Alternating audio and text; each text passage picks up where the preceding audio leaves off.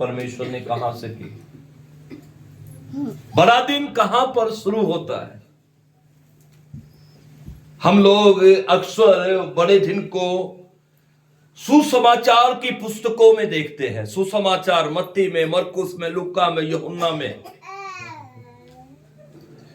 लेकिन वहां पर सुसमाचार की पुस्तकों में यीशु मसीह की पैदाइश की कंफर्मेशन लिखी हुई है। वो अपीयर हुआ, वो प्रकट हुआ, वो वहां पर रिकॉर्ड किया गया है। लेकिन इसकी शुरुआत कहां हुई, थोड़ा उसके बारे में आज बात करेंगे। सब अपनी बाइबल ओपन करेंगे और मत्ती उत्पत्ति उसका 6 अध्याय और उसका 5 वचन आप लोग पढ़ेंगे जोर से कोई। उत्पत्ति उसका 6 अध्याय और उसका हम 5 और 6 वचन पढ़ेंगे। यहोवा ने देखा कि मनुष्यों की बुराई पृथ्वी पर बढ़ गई है और उनके मन के विचार में जो कुछ उत्पन्न होता है वह निरंतर बुरा ही होता है। और यहोवा पृथ्वी पर मनुष्य को बनाने से पछताया और वह मन में अति खेदित हुआ। बस हमने पढ़ा कि यहोवा ने जब पृथ्वी पर देखा तो क्या देखा? बुराई को देखा। मनुष्य की बुराई पृथ्वी पर बढ़ गई है और उसके मन के विचारों में जो कुछ उत्पन्न होता है वह निरंतर बुरा ही उत्पन्न होता है। और इस बुराई की शुरुआत उत्पत्ति 3 अध्याय में हुई। जब परमेश्वर ने सब कुछ बनाया तो परमेश्वर ने एक सुंदर क्रिएशन को बनाया जिसको हम आदम कहते हैं। सबसे बेहतरीन परमेश्वर की जो सृष्टि थी वो आदम था और उसके साथ परमेश्वर ने हव्वा को बनाया और उनको बनाकर, उनको रचकर परमेश्वर ने एक सुंदर बगीचे में रखा। एक सुंदर बगीचा जिसमें अलग अलग प्रकार के फूल थे, अलग अलग प्रकार की सुंदरता थी, पेड़ थे, पौधे थे, फल थे, फ्रूट थे, सब कुछ था। उसमें नदियां बहती थी, उसमें स्ट्रीम्स, वाटर्स था। वहां पर हर एक चीज की भरपूरी परमेश्वर ने वहां पर दी हुई थी। और बाइबल बताती है शैतान को यह सब बर्दाश्त नहीं हुआ और शैतान बीच में आया। सब कुछ बेहतर था, बेहतरीन था। अदन की वाटिका सुंदर थी। मनुष्य को परमेश्वर ने रचकर अदन की वाटिका में रख दिया था। सुकून था, शांति थी। 3 अध्याय में शैतान एंट्री करता है और वो सांप हव्वा को बहकाता है और वो हव्वा जो खुदा का कलाम कहता है, जो आज्ञा थी, उस आज्ञा को तुड़वाता है। और वो आज्ञा थी कि वाटिका के सब वृक्षों का फल तू बेखटके खा सकता है, बिना डरे खा सकता है, लेकिन एक वृक्ष जो वाटिका के बीच में लगा है उसका फल तू ना खाना। जिस दिन तू उसका फल खाएगा तू निश्चय मर जाएगा, तू नीचे मर जाएगा। उसके बाद क्या हुआ? हव्वा बहकावे में आई और उसने फल खाया और उसको आदम को भी खिलाया और दोनों जो थे वो परमेश्वर की महिमा से दूर हो गए। तुरंत उनको लज्जा आने लगी, वो शर्माने लगे और पाप की शुरुआत पृथ्वी पर हो गई। पाप पृथ्वी पर फैलने लगा। पाप ने मनुष्य के ऊपर प्रभुता कर ली और उसके बाद आप देखते हैं बुराई जो है पृथ्वी पर डे बाय डे हर दिन वहां बढ़ती चली गई। और जब इतना कुछ हुआ तो परमेश्वर ने मनुष्य पर दृष्टि की और क्या देखा कि मनुष्य के मन में जो भी कुछ उत्पन्न होता है वो निरंतर बुरा ही होता है। और ये सब चीजों को देखकर परमेश्वर का मन अति खेदित हुआ, उसके मन में दुख हुआ, उसके मन में पीड़ा हुई। और उस पीड़ा में परमेश्वर ने कहा मैं मनुष्य को बनाने से क्या बोला? मैं मनुष्य को बनाने से पछताया। आपने कभी देखा खुदा पछताया? लेकिन वहां पर लिखा है जब मनुष्य बुराई कर रहा था तो परमेश्वर का दिल टूट गया। जब वो पाप में फंस गया था, जब पाप में वो चल रहा था और निरंतर बुराइयां में, बुराई के जीवन पर, बुराई के रास्ते पर, बुराई की चीजों पर वो जा रहा था, मन लगा रहा था, उसका दिल टूट रहा था, परमेश्वर का हृदय टूट रहा था। उसका हृदय टूटने का कारण क्या था? कि जिस उद्देश्य के लिए मैंने बनाया, जिस पर्पस के लिए मैंने इसे सृजा था, वो पर्पस पूरा नहीं हो रहा है। मेरे प्रिय, जब आप और मैं परमेश्वर के दिए हुए उद्देश्य में नहीं चलते हैं, उसके पर्पस में नहीं चलते हैं, उसका मन टूट जाता है, परमेश्वर का हृदय खेदित होता है। मेरी बात को ध्यान से सुनना है। उसका मन टूटा, वो दिल में बहुत खेदित हुआ, बहुत ज्यादा खेदित हुआ। लेकिन परमेश्वर अपनी सृष्टि को, जिसको परमेश्वर ने बनाया है, वो उसको डिस्ट्रॉय नहीं कर सकता। मेरी बात समझ रहे हैं? हम बाइबल में देखते हैं, उसके बाद वहां पर 7 अध्याय में दर्शाता है, प्रभु ने बुराई की वजह से जल प्रलय भेजा। जल प्रलय आया, जल प्रलय ने क्या किया? सब कुछ क्या कर दिया? समाप्त कर दिया, सब कुछ समाप्त। लेकिन मनुष्य का जो जीवन का जो बीज था वो बचा कर रखा। परमेश्वर ने नूह को बचाया, उसके घराने को बचाया, उसके साथ परमेश्वर ने शुद्ध और अशुद्ध जीव जंतुओं को बचाया, और परमेश्वर ने जल प्रलय भेजा। जल प्रलय के बाद आप क्या देखते हैं कि बुराई खत्म हुई? बुराई नहीं खत्म हुई, उसके बाद भी निरंतर पृथ्वी पर बुराइयां बढ़ती रही, बढ़ती रही, बढ़ती रही। परमेश्वर ने नबियों को भेजा, भविष्यवक्ताओं को भेजा, ताकि वो जाकर मनुष्य लोगों को ये बताए कि परमेश्वर ने मनुष्य को एक खास उद्देश्य के साथ रचा है, एक खास लक्ष्य के साथ रचा है, और वो लक्ष्य पूरा नहीं हो पा रहा है। नबियों ने आकर बोला, लेकिन तब भी लोगों ने क्या है? पूरी रीति से मन नहीं फिराया, पूरी रीति से मन नहीं फिराया। और मेरे प्रियो, जब हम देखते हैं परमेश्वर ने मनुष्य के लिए एक रास्ता बनाया। पुराने नियम में जब आप देखते हैं, जब कोई मनुष्य पाप करता था तो परमेश्वर ने आज्ञा दी, हर एक मनुष्य जो पाप करता है वो 1 साल का मेमना लाकर वो बलि करेगा।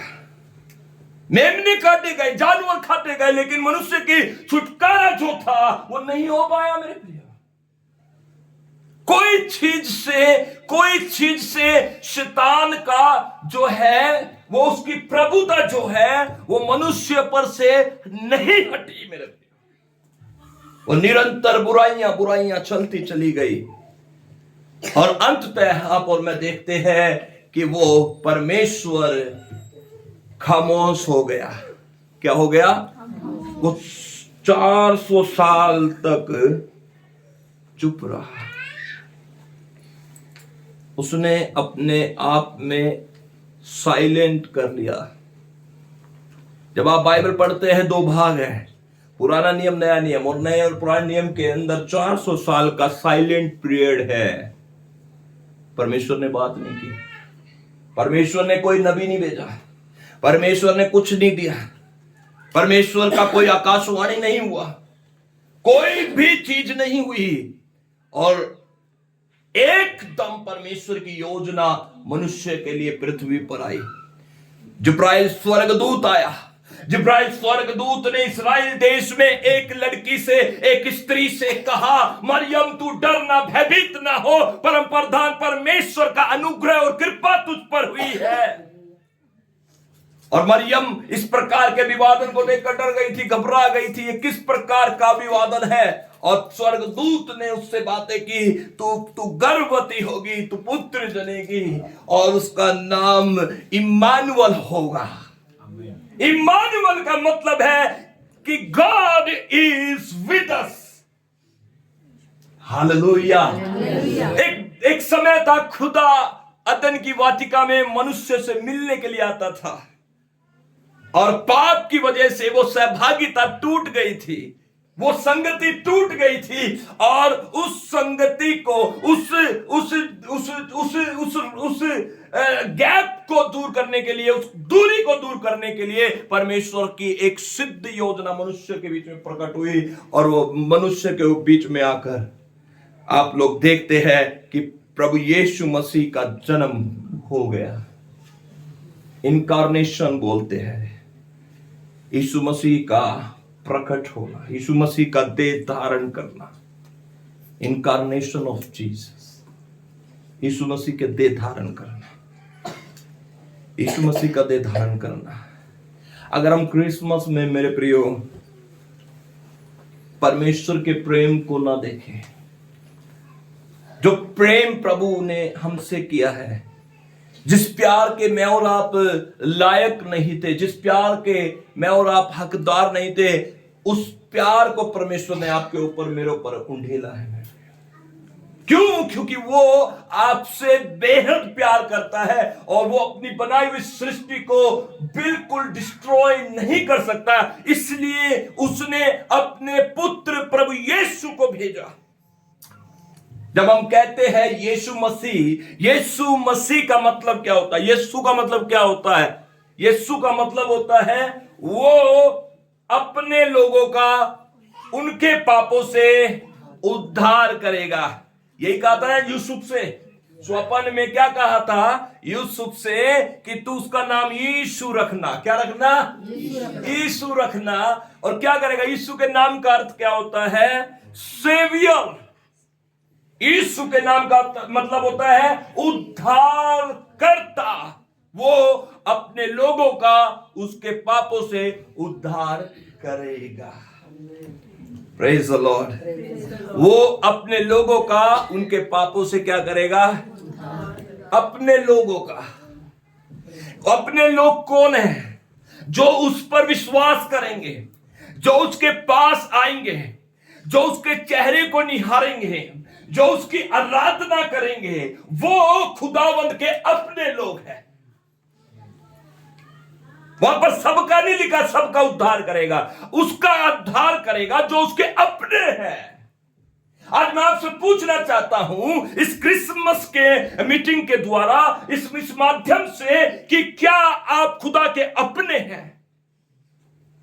क्या खुदा के आप अपने लोग हैं? क्या आप अपने जीवन को ऐसा जीते हैं जैसा खुदा चाहता है? क्या खुदा ने आपको अपने पास आने के लिए बार बार आपको मौका दिया है? यदि आप उसके अपने लोग हैं तो आप के लिए ये क्रिसमस है मेरे प्रिय। आप इस क्रिसमस में सही रास्ते पर हैं। आप इस क्रिसमस के सही लक्ष्य को पकड़े हुए हैं। लोगों के लिए क्रिसमस का मतलब सिर्फ जश्न होता है। लोगों के लिए क्रिसमस का मतलब सिर्फ एक केक काटना होता है, डेकोरेशन होता है ना, खाना पीना होता है। अभी हमने 24 दिसंबर को हमने दिल्ली में क्रिसमस मनाया था मेरे प्रियो। बहुत सारे लोग आए। लेकिन मैं इस बात को पूछना चाहता हूं कि आप किस उद्देश्य के साथ क्रिसमस को सेलिब्रेट करते हैं?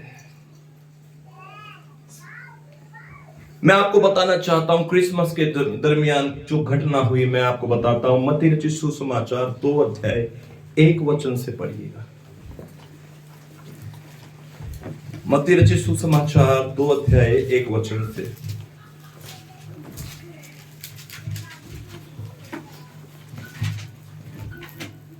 हेरोदेस राजा के दिनों में जब यहूदिया के बैतलहम में यीशु का जन्म हुआ, तो पूर्व से कई ज्योतिषी यरूशलेम में आकर पूछने लगे। देखिए, एक राजा जिसके समय में यीशु मसीह का जन्म हुआ, हेरोदेस था उसका नाम। हेरोदेस एक बहुत ही खतरनाक राजा था। जब आप हेरोदेस के बारे में मनन करेंगे या स्टडी करेंगे तो आपको मालूम पड़ जाएगा कि हेरोदेस एक ऐसा राजा था जो अपनी गद्दी को बहुत प्रेम करता था, अपनी गद्दी को। ठीक है। हेरोदेस राजा ने अपने समय काल में अपने सामने से उसके समय काल में, राज्य काल के अंदर 8000 एक प्रसिद्ध लोग थे, बुद्धिमान लोग थे। गद्दी के डर की वजह से उसने क्या किया था? 8000 में से 6000 लोगों को मरवा दिया था, कत्ल करवा दिया था, कि उसकी गद्दी को नुकसान ना हो, उसका राज्य ना छीन जाए। समझ रहे हो मेरी बात को? हेरोदेस राजा के समय में क्या है? यीशु मसीह का जन्म हुआ था। पूर्व से कई ज्योतिषी आकर यरूशलेम में आकर पूछने लगे, यहूदियों का राजा जिसका जन्म हुआ है वो कहां है? पूर्व दिशा से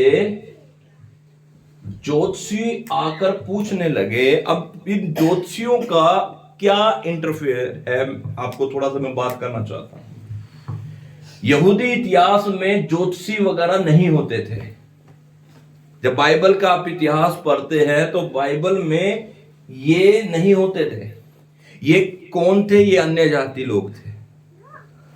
अन्य जाति लोग थे जो इजराइल के नहीं थे, पूर्व दिशा से आए थे, ईरान, अरब देश से, एशिया माइनर से। ये क्यों आए थे? ये क्यों आए थे यरूशलेम में, इजराइल में क्यों आए थे? क्योंकि इन्होंने आसमान में एक तारा देखा, यीशु की पैदाइश का। यीशु की पैदाइश का इन्होंने एक तारा देखा और उस तारे से परमेश्वर ने यह प्रकट किया था कि जगत का जो मसीहा है वो पैदा हो चुका है। किन लोगों पर? ज्योतिषियों पर, अन्य जातियों पर, जिसको आज की सरल भाषा में समझने के लिए हम कह सकते हैं एस्ट्रोलॉजिस्ट। ये भी छोटा वर्ड है इनके लिए। ये बहुत ज्यादा बुद्धिमान लोग थे, आदर वाले लोग थे। ये राजा नहीं थे लेकिन राजाओं को अपॉइंट करने वाले लोग थे। मतलब इनके राज्यकाल में जो राजा बनेगा वो इनकी परमिशन से बनता था, अप्रूवल ये देते थे तब राजा बनता था। आप सोच लो कितने खतरनाक लोग थे, कितने आदर सम्मान वाले लोग थे, बुद्धिमान लोग थे। जब इन्होंने आसमान में तारा देखा तो क्या है, इनके ऊपर परमेश्वर ने प्रकट किया कि जो मसीहा है, जो जगत का उद्धार करता है, वो पैदा हो चुका है, पैदा हो चुका है। अब आपको ध्यान देने की जरूरत है। परमेश्वर ने इन लोगों पर कैसे जाहिर किया, कैसे इनमें काम हुआ। यीशु मसीह के जन्म से 1400 साल पहले एक व्यक्ति था जिसको बिलाम कहते हैं। याद है बिलाम कौन था? गिनती की पुस्तक में 24 अध्याय में जब आप पढ़ते हैं, ये वो बिलाम था जिसको इजरायली लोगों को, इजरायली भीड़ को, इजरायली लोगों को श्राप देने के लिए बुलाया गया था। क्या किस लिए बुलाया था? 1400 साल पहले, यीशु मसीह के पैदाइश के 1400 साल पहले ये बिलाम को बुलाया गया था, बालाक राजा के द्वारा। आपको पता है ना स्टोरी, पादरी साहब कभी समझाएंगे, ठीक है। क्यों? क्योंकि इजरायली लोग बड़े जबरदस्त तरीके से आगे बढ़ रहे थे। जब प्रभु ने मिस्र से छुड़ाया था तो सब राजा डरे हुए थे। सब राजा चाहते थे इनको इधर ही कत्ल करके इनका जर्नी समाप्त कर दे और इन्हें आगे ना बढ़ने दे। उस समय में एक राजा था जिसका नाम बालाक था। बालाक ने एक नबी को बुलाया। ये नबी प्रभु का नबी नहीं था, सारे नबी प्रभु के नबी नहीं होते। ये नबी कौन था? ये अन्य जातियों में से बुलवाया गया था श्राप देने के लिए, क्योंकि जो कुछ बालाक कहता था वो होता था, इसलिए बिलाम कहता था वो होता था। इसलिए बालाक ने इसे बुलवाया था कि तुझे सोना चांदी हीरे जवाहरात सब कुछ मिलेंगे, तू जब बस आ और मेरे लिए इजराइलियों को क्या दे दे? श्राप दे दे, ताकि ये मर जाए। लेकिन ये दे नहीं पाया। इसने 3 बार वेदी बनवाई, अलग अलग स्थान से। बालाक ने कहा यहां से देख, यहां से श्राप दे। परमेश्वर ने इसे बिलाम को डांटा। जिस प्रजा को मैंने चुना है, जिस प्रजा को मैंने अपने नाम की महिमा के लिए चुना है, जिसको मैंने आशीष देने के लिए चुना है, बिलाम तेरी क्या औकात है कि तूने श्राप दे दे। ये वही बिलाम है जिसने कहा था कि इस्राएल पर जादू टोना मंत्र संत्र ये सब नहीं चलेंगे, क्योंकि ये प्रभु यहोवा की प्रजा है। ये वही बिलाम है, ये बिलाम था। और इस बिलाम के ऊपर परमेश्वर ने 1400 साल पहले ये आया था। उस समय की बात है जब ये आया था, उसी समय परमेश्वर ने इस पर प्रकट किया था कि इसी जाति से, हालेलुया, जब ये शराब देने के लिए बुलाया गया था, परमेश्वर ने इस पर क्या किया? प्रकट किया था कि इसी जाति से एक जगत का उद्धार करता मसीह पैदा होगा। 1400 साल पहले परमेश्वर ने इसके मुंह में वो वचन डाले। और जब आप गिनती 14 अध्याय पढ़ लीजिए एक बार, गिनती 14 अध्याय, और उसका हम गिनती 14 अध्याय और हम वहां से थोड़ा सा देखेंगे, उसका 15 वचन से पढ़ेंगे। हाँ जी। वह फिर अपनी गुड़ बातें आरंभ करके कहने लगा, भोर के पुत्र बिलाम की यह वाणी है, जिस पुरुष की आंखें बंद थी उसी की यह वाणी है। ये अपने बारे में बोल रहा है, ठीक है। 16 वचन पढ़े कि यहोवा उन लोगों को उस देश में, एक मिनट, गिनती 24:16, गिनती 24:16 पढ़िए। ईश्वर के वचनों का सुनने वाला, हाँ, ईश्वर के वचनों का सुनने वाला और परम प्रधान के ज्ञान का जानने वाला, और परम प्रधान के ज्ञान का जानने वाला, जो दंडवत में पड़ा हुआ खुली हुई आंखों से सर्वशक्तिमान का दर्शन पाता है, हाँ, उसी की ये वाणी है। उसकी ये वाणी है, मैं उसको देखूंगा तो सही, मैं उसको देखूंगा तो सही, परंतु अभी नहीं, परंतु अभी नहीं, मैं उसको निहारूंगा तो सही, मैं उसको निहारूंगा तो सही, परंतु समीप होके नहीं, समीप होके नहीं। याकूब में से एक तारा उदय होगा। क्या अन्य जाति व्यक्ति क्या कह रहा है? हेलो, याकूब में से जिस प्रजा को बालाक ने श्राप देने के लिए बुलाया था, वो अन्य जाति व्यक्ति के अंदर परमेश्वर ने ये प्रकट किया, जाहिर किया 1400 साल पहले कि याकूब में से एक तारा उदय होगा और इस्राएल में से एक राज दंड उठेगा। हालेलुया। आपको बताऊं, जितने मंजूसी है, जितने भी ज्योतिषी है, एक मंजूसी है ना, एक जाति है, ये एक जाति है मंजूसी, जो यीशु की पैदाइश के समय आए। जितने भी आप बाइबल में ये ज्योतिषी देखते हैं ना, वे सब बिलाम की शिक्षाओं पर चलते थे। आप याद रखना, वे क्या करते थे? बिलाम की शिक्षाओं पर चलते थे। और बिलाम ने क्या बोला हुआ था? जब जगत का क्या होएगा, उद्धार करता आएगा, तो आसमान में क्या पड़ेगा? एक ध्रुव तारा पड़ेगा। क्या पड़ेगा? तारा पड़ेगा, तारा दिखेगा। वो दूसरे तारों के जैसा नहीं होगा, वो समान छोटा सा तारा नहीं होगा, एक बहुत बड़ा तारा आसमान में चमकेगा, एक बहुत बड़ा तारा चमकेगा। और वही 1400 साल के बाद जब ज्योतिषी लोग जो उसको पढ़ते थे, बिलाम की शिक्षाओं को, वही ज्योतिषी 1400 साल के बाद आसमान में एक तारा चमकता हुआ देखते हैं, और उस तारे को देखकर वे आनंदित हुए। हालेलुया। और जब वे तारा देखते हैं तो उनको किसी ने भविष्यवाणी नहीं की, उनको किसी ने जाहिर नहीं किया, उनके किसी ने उंगली नहीं पकड़ी। वो तारा उनके आगे आगे चलता गया और वे तारे के पीछे चलते गए। हालेलुया। और जब वे तारे के पीछे चलते गए, चलते गए, चलते गए, और जहां पर बालक यीशु पैदा हुआ था, जहां पर बालक यीशु रखा हुआ था, वो तारा जाकर वहां ठहर गया। समझ में आ रहा है आपको? समझ में आ रहा है? अन्य जाति लोगों ने ना सिर्फ यीशु मसीह की पैदाइश को स्वीकार किया, विद्वान लोगों ने ना सिर्फ यीशु मसीह की पैदाइश को स्वीकार किया, लेकिन उसे ढूंढने निकल गए। आज मैं बताना चाहता हूं, चर्च मेरी बात को सुनो ध्यान से।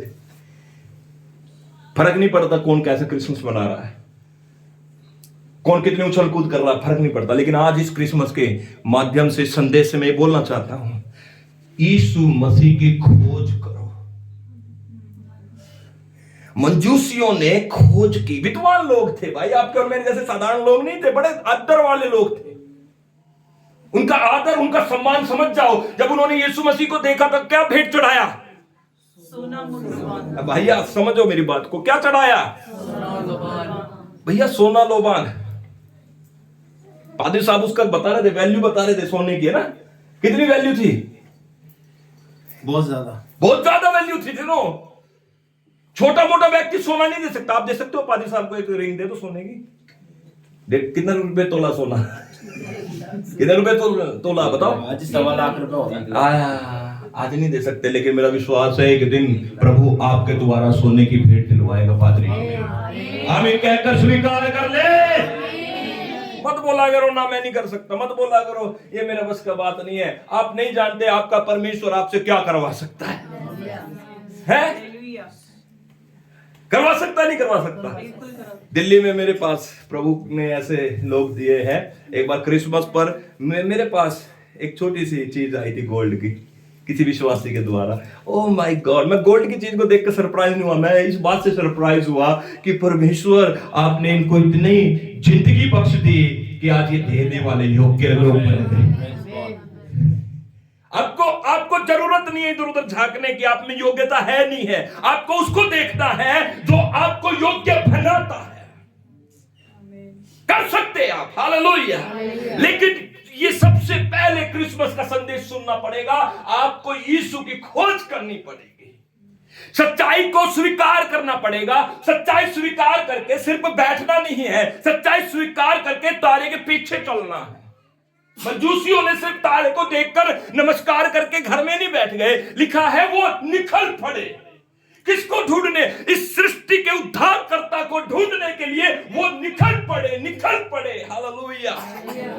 और जब वो निकल पड़े तो तारा उनके आगे आगे चल रहा था, तारा उनकी अगुवाई कर रहा था, तारा उनके साथ साथ चल रहा था। लेकिन गड़बड़ हो गई, उन्होंने तारे को नहीं देखा।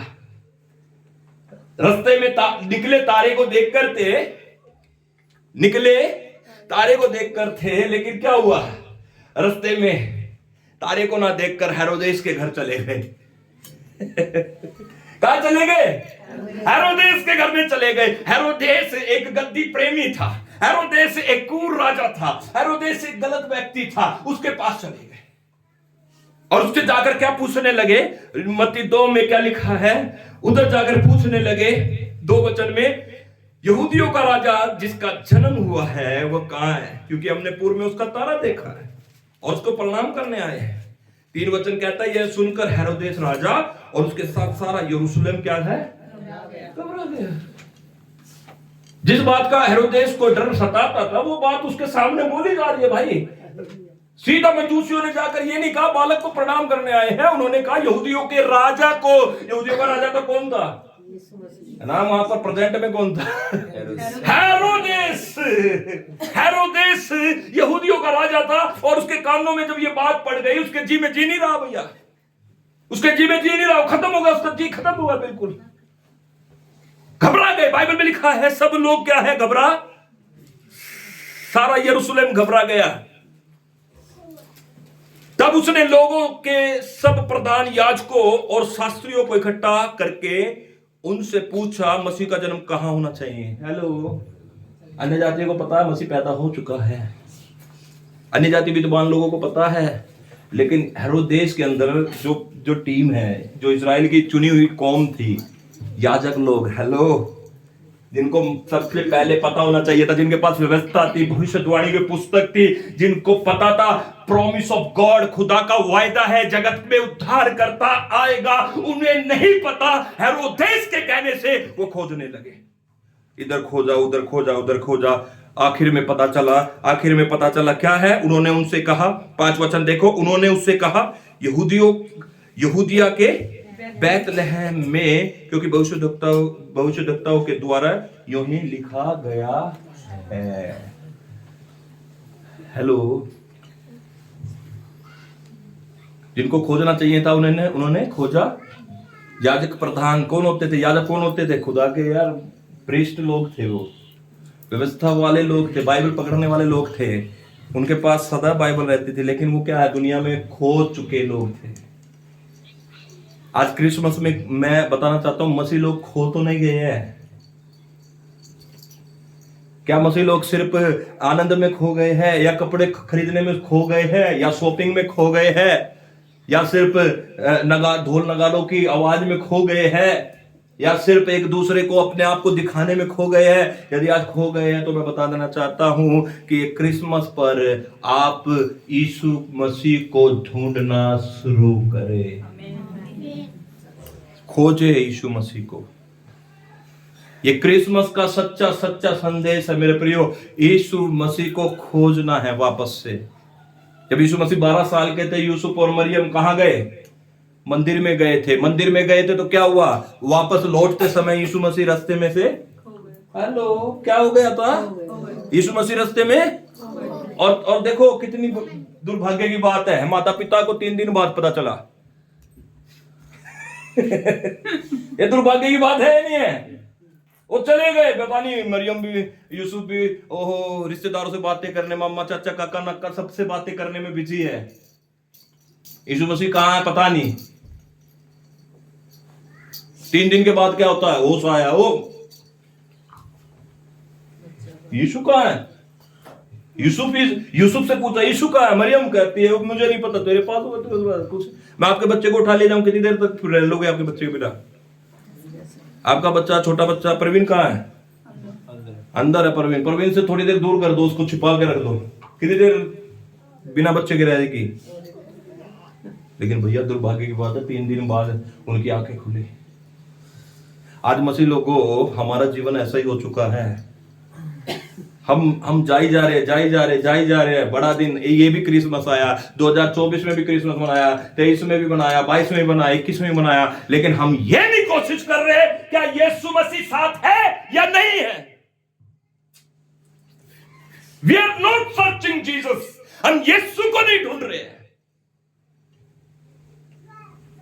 बहुत सारे लोग उठे आराधना करने के लिए, बहुत सारे लोग उठ जाए नए साल पे, भी देखना बहुत सारे लोग आएंगे प्रभु से कहेंगे प्रभु इस साल में आत्मिकता में बढ़ूंगा, इस साल में विश्वास में बढ़ूंगा। 1 तारीख तक, 2 तारीख तक, 3 तारीख तक, 4 तारीख तक, 5 तारीख के बाद भूल जाओ, फिर उधर चले जाओ, फिर जाके लोगों से झूठ बोलो, फिर जाके पाप करो, फिर जाकर गालियां बको, फिर जाकर दुनियावी जैसी बातें करते हैं लोग करते हैं वैसी करो। आप भूल जाते हो यीशु मसीह को, खो देते हो। Today we need to receive Jesus as our saviour. आज हमें यीशु को ऐसे ढूंढना है कि वो मेरा उद्धार करता है। उसके बिना जीवन उसके बिना कुछ भी नहीं है मेरे प्रियो। कोई खुशी नहीं दिखेगी यीशु के बिना। आज लोगों का जीवन खाली है। आज चर्चों में सिर्फ ड्रामा हो रहा है, दिखावा करने के लिए लोग आते हैं, यीशु को नहीं ढूंढते। जो यीशु को ढूंढेगा वो कैसा होगा? जैसा मसीह का स्वभाव था वैसा ही तुम्हारा हो। समझ रहे चर्च मेरी बात को? यीशु मसीह को खोजना है। आपको दुआ में आगे बढ़ना पड़ेगा, आपको प्रार्थना में आगे बढ़ना पड़ेगा, आपको चर्च में सेवा में आगे बढ़ना पड़ेगा, आपको फास्टिंग करनी पड़ेगी, आपको प्रभु के राज्य का प्रचार करना पड़ेगा। यीशु मसीह को ढूंढने में व्यस्त हो जाओ। चर्च कितने लोग आज से यीशु को ढूंढेंगे? हाथ उठाकर बताइए, क्या मैं यीशु को ढूंढूंगा इस क्रिसमस में? आमेन, हालेलुया, हालेलुया, हालेलुया, हालेलुया। नंबर 3rd बात मैं आपको बोलना चाहता हूं। नंबर 3rd बात, जब उन्होंने यीशु को ढूंढा, वो तारे के पीछे जा रहे थे। किसके पीछे जा रहे थे? तारे। लेकिन एकदम से कहां पर चले गए? हेरोदेस के घर में चले गए। भैया यीशु पर शक नहीं करना कभी भी। जब आपने प्रभु यीशु मसीह के पीछे चलने के लिए अपने कदम उठाए हैं तो पीछे नहीं मुड़ना चाहिए कभी भी। हम गीत भी गाते हैं ना, I have decided to follow Jesus। ये बपतिस्मे की टंकी में गाना होता है क्या? ये सिर्फ बपतिस्मे की हम जब तैयारी करते हैं सिर्फ और सिर्फ तभी गाते हैं इस गीत को। मैं कहता हूं आप रोज सुबह शीशे में देखकर आपको ये चीज याद रखनी चाहिए कि मैंने यीशु मसीह के पीछे चलने का एक सच्चा निर्णय लिया है और मैं यीशु मसीह के पीछे चलता रहूंगा। यीशु के पीछे मैं चलने लगा, बोलो, यीशु के पीछे मैं चलने लगा, यीशु के पीछे मैं चलने लगा, ना लौटूंगा, ना लौटूंगा।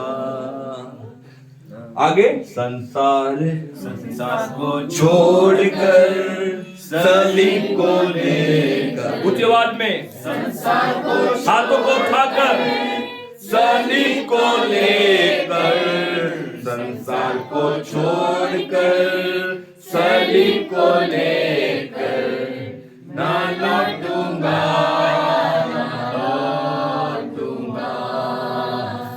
ना लौटूंगा।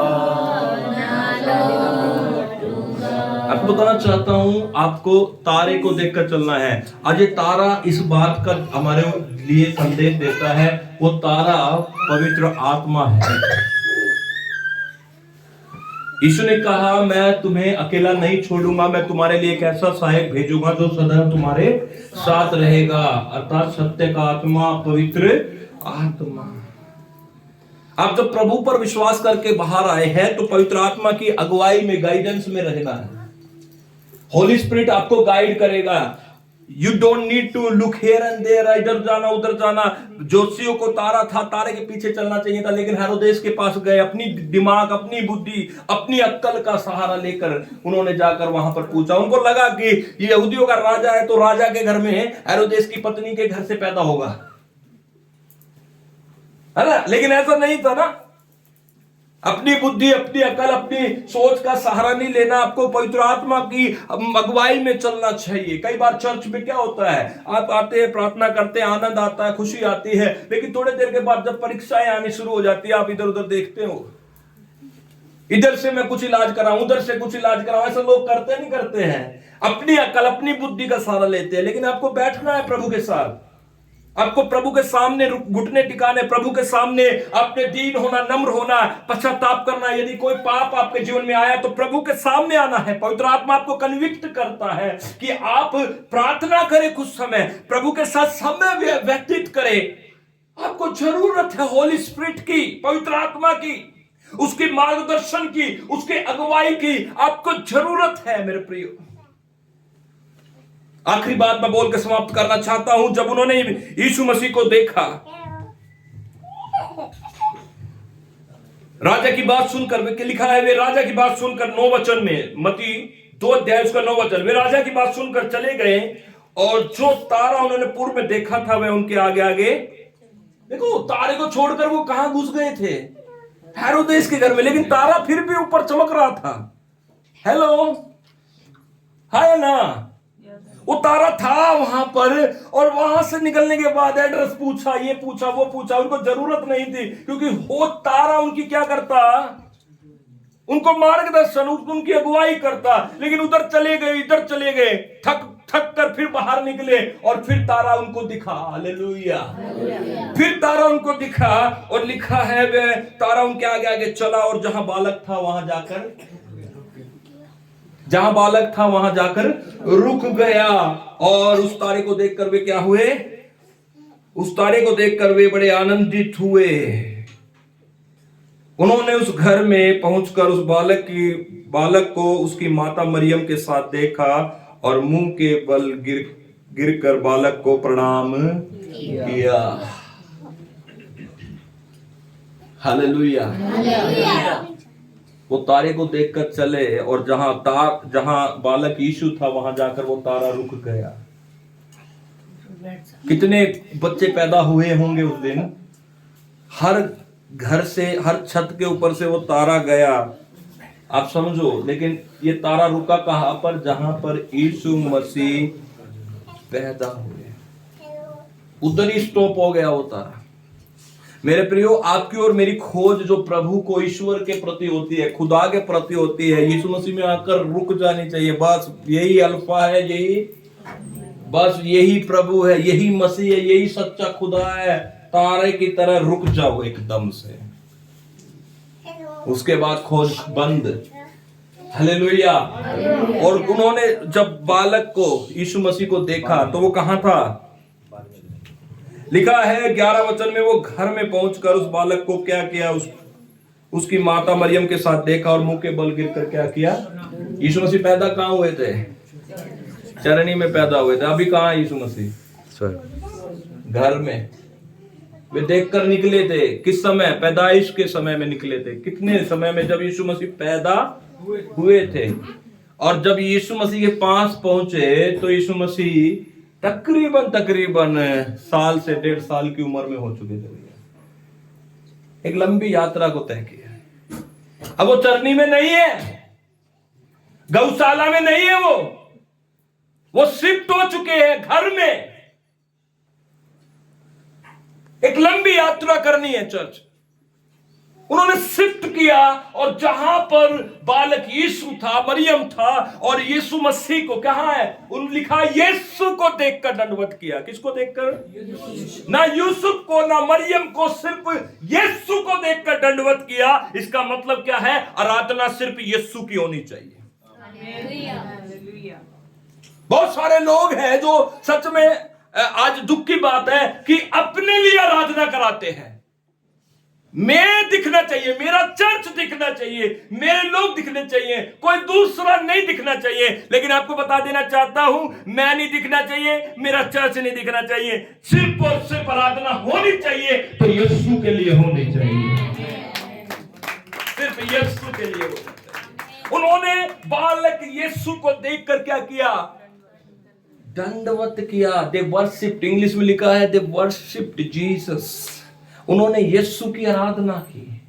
आराधना के लायक, इज्जत के लायक सिर्फ और सिर्फ यीशु मसीह है। उसके बाद लिखा है कि उन्होंने अपनी भेंटें अर्पण की, सोना, मुर और लोबान। अब आपको बताता हूं, आखिरी बात समाप्त करूंगा मैं। क्या भेंट चढ़ाई?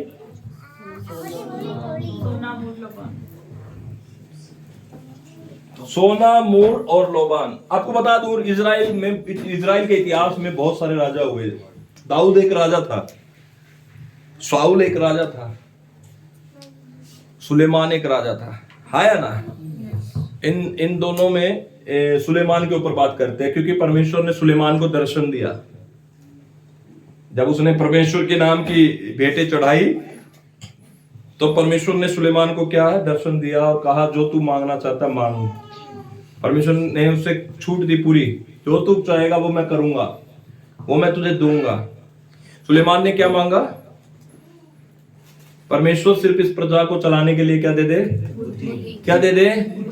सुलेमान ने सिर्फ मांगी बुद्धि, कि परमेश्वर सिर्फ मुझे प्रजा चलानी है, जिस प्रजा का मैं राजा बनाऊं ना। ये बड़ी एडी टेडी है, ये अटेली है, मेरे बस का बात नहीं है। सिर्फ इसको चलाने के लिए मुझे क्या कर?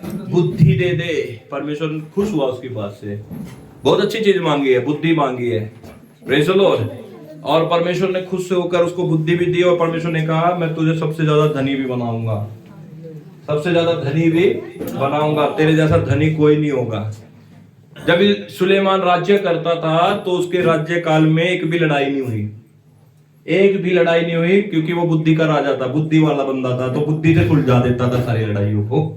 Praise the Lord, hallelujah. देखो दो तरीके से लड़ाई होती है, एक तो डंडे मारने से। उसका पिताजी क्या था? सुलेमान का पिताजी क्या था? वो डंडे चलाने में माहिर था, वो डंडे मारता था, समझ रहे? लेकिन ये राजा कैसा बना? इसने लड़ना ही नहीं पड़ा। देखो कितनी खुशी की बात। आज मैं बताना चाहता हूँ, आप भी प्रभु से बुद्धि मांगना, लड़ने की जरूरत नहीं है। सुलेमान एक बुद्धिमान राजा था, तो लड़ाई नहीं की, लड़ाई नहीं की। जब ये राज्य करता था तो आसपास के सारे राजा इससे खुश थे, सारे राजा खुश थे। और इसको शक्तिशाली राजा जानकर क्या करते थे? इसको सोना भेंट करते थे। क्या भेंट करते थे? सोना भेंट करते थे। एक साल के अंदर इसके पास करीब 18 से 20 हजार किलो सोना आता था। 18 से 20 हजार किलो सोना इसको आता था। कितना शक्तिशाली होगा, सोचो यार। मैं कभी कभी हिल जाता हूँ इन सारी चीजों को देख के, यार परमेश्वर कितना महान है। तो सोना भेंट करने का जो जो जो जो रिलीजन, जो कस्टम, जिसको हम रिचुअल कह सकते हैं, परंपरा, ये इजराइल के इतिहास में राजाओं को दिया जाता था। किसको दिया जाता था? और मंजूसी लोगों ने जब यीशु मसीह पैदा हुआ, बालक यीशु को क्या भेंट किया, क्या दिया? उन्होंने उसको वैसे नहीं देखा, यार ये बालक है, ऐसे देख के नहीं आए। कौन यार ये अपने घर को छोड़कर आएगा एक बालक को दर्शन करने के लिए? आएगा कोई? ये साधारण बालक नहीं है। यीशु मसीह का बर्थ, ये 25 तारीख, ये क्रिसमस, ये साधारण चीज नहीं है। ये आप कभी साधारण और इसको हल्का मत समझना, क्योंकि स्वर्ग का परमेश्वर मनुष्य का रूप लेके चरनी में पैदा हुआ। वे मंजूसी लोग, उन्होंने यूसुफ भी देखा, मरियम भी देखी, गडरिये भी देखे, सब देखे, लेकिन उन्होंने दंडवत किसको किया? बालक यीशु को। उन्होंने भेंट किसको दिया? सोना यीशु मसीह को दिया। उन्होंने इस चीज को, ये चीज को प्रकाशित किया है कि जो सच्चा राजा है वो यीशु मसीह है। मंजूसी जिसके सामने झुक जाए ना भाई, वो मैं बता रहा हूं, आप पढ़ना इनके बारे में, जब ये किसी के सामने झुक जाए ना, तो वो सच में बहुत अहम बात है। हेरोदेस के सामने गए, झुके, सीधा पूछा जाके, भैया बताओ यहूदियों का राजा? हेरोदेस कौन था? राजा था। एक ड्रामा स्क्रिप्ट हो रहा था किसी चर्च में, मैंने देखा कि मंजूसी लोगों को घुटने में बिठा दिया हेरोदेस के सामने। मैंने कहा यार मंजूसी लोगों को, ये थोड़ा घुटने में बैठते थे, इतिहास भी पढ़ा इन्होंने, ड्रामा थोड़ा सा करेक्शन करने की जरूरत है। वे तो खड़े होकर बोलते थे, आप समझ रहे हो? लेकिन मंजूसी लोग यीशु मसीह को दंडवत किए और यीशु मसीह को क्या दिया? सोना। सोना, मुर और लोबान। सोना दर्शाता है he is the king of king. मुर क्या होता है? मुर क्या होता है? आपकी भाषा में क्या बोलते हैं पाजी साहब मुर को? जो याजक लोग अपने आप के ऊपर लगाते थे स्मेल के लिए, एक इत्र अलग है, वो एक सिर्फ प्रिस्ट को अप्लाई किया जाता था इतिहास में। जी जी जी जी जी, गंधरस, उसको इसमें मुर बोलते हैं ना। सोना, मुर और लोबान। आपको पता होना चाहिए कि उसको बचपन में ये चीज भेंट की गई, क्योंकि वो राजा है, वो प्रिस्ट है और वो मसीहा है। इत्र क्यों दिया उनको? यीशु मसीह के पैदाइश के समय में इत्र सिर्फ और सिर्फ मरने के समय में वो इत्र डाला जाता था। जैसे लाजर के ऊपर कौन गया था इत्र डालने? यीशु मसीह के ऊपर इत्र डालने कौन गया था? तो ये भेंट दर्शाती है वो राजा है, वो याजक है, और वो इसलिए जगत में आया है ताकि मनुष्य जाति के पापों के लिए मारे। यीशु की पैदाइश को सेलिब्रेट नहीं करना, मैं बताना चाहता हूं, पैदाइश में बड़ी बात नहीं है। यीशु मसीह आया इसलिए ताकि वो मर जाए पापियों के लिए और तीसरे दिन मुर्दा से जी उठे। आखिरी वचन पढ़ के समाप्त करेंगे, पहला पत्रस उसका पहला पत्रस उसका 2 अध्याय 24 वचन पढ़ के खत्म करना चाहूंगा।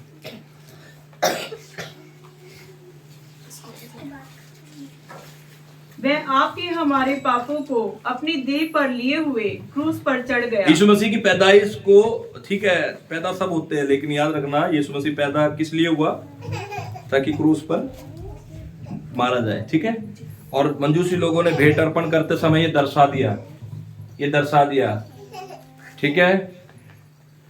24 में कहता है वह आप ही हमारे पापों को अपनी देह पर लिए हुए क्रूस पर चढ़ गया, जिससे हम पापों के लिए मरकर धार्मिकता के लिए जीवन बिताए। उसी के मार खाने से तुम चंगे हुए, क्योंकि तुम पहले भटकी हुई भेड़ों के समान थे, पर अब अपने प्राण के रखवाले और अध्यक्ष के पास लौट आए हो। ताली बजाकर सेलिब्रेट।